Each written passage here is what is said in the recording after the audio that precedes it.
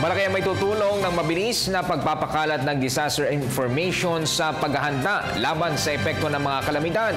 Kaya naman ang Jesuit Organization kasama ang Radyo Veritas ay lumagda ng isang kasunduan na magpapaigting sa Disaster Information Drive at Response. Narito ang ulat ni Ara Perez.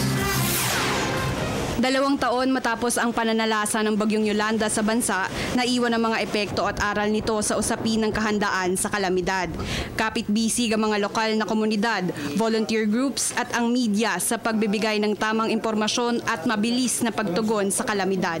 Kaugnay niyan, nilagdaan ng Jesuit volunteers, Bayan at Radyo Veritas ang isang kasunduan upang mas paigtingin pa ang Disaster Information Drive at Response.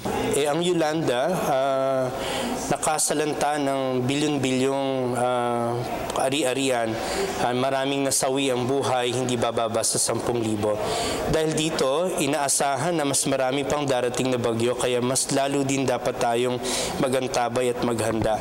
Ngayon, isang tema na lumalabas doon ay we need to build back better. Ibig sabihin, hindi pwedeng yung dati ay pagpapatuloy lang natin.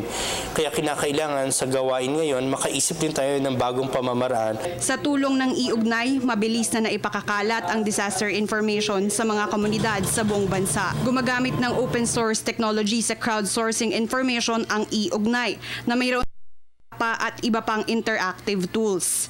Kilala ang Radyo Veritas sa advokasya nito sa ngalan ng pagtugon sa mga kalamidad sa bansa. Makatulong tayo in times of disaster, in times of need. So it is a collaborative effort to make it easier for us to be able to deliver yung ating pong mga pinapromise. Sabi nga nila, likas sa mga Pilipino ang pagkakaroon ng puso para sa volunteerism. Tayong lahat ay pwedeng mag-volunteer. Hindi necessarily or hindi kailangan na sumali or umanib sa JVP. Kapag meron pong mga kalamidad sa ating bayan, huwag po tayong mag-atubiling tumulong. Para sa Telebisyon ng Bayan, Ara Perez.